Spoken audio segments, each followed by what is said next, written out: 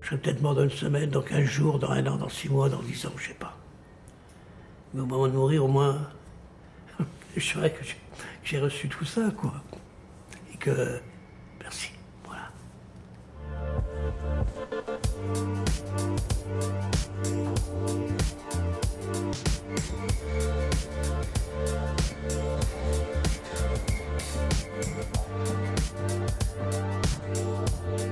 J'ai 43 ans que j'ai commencé la méditation.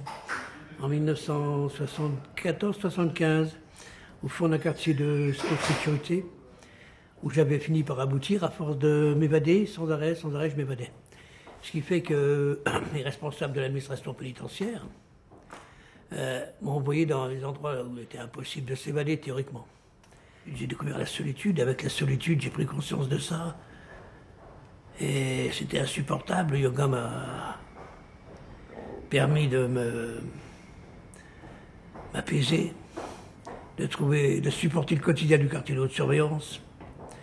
Et puis ça a été de plus en plus loin pour moi le yoga. Ça a envahi ma vie. J'étais dans le vide absolu d'une cellule totalement vide, sans voir personne, jamais. J'étais comme un moine.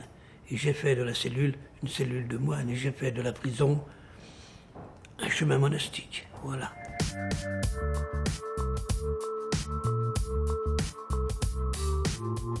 Il y a tout un monde qui s'est ouvert avec moi avec la méditation.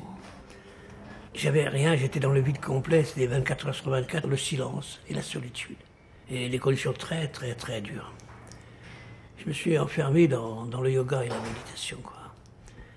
Mais c'est dans cet enfermement-là, j'ai trouvé une liberté qui repoussait toute la contrainte de ce qu'il y avait autour de moi, quoi. J'étais libre, voilà.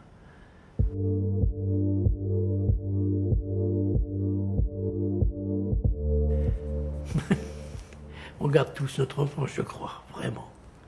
Et je pense que ça a énormément conditionné la suite pour moi. Notamment un prêtre qui était mon père de substitution, quoi.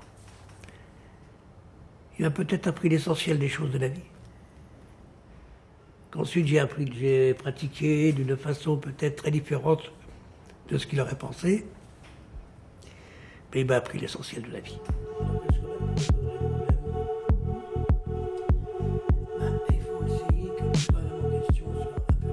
C'est l'expérience la plus importante de ma vie.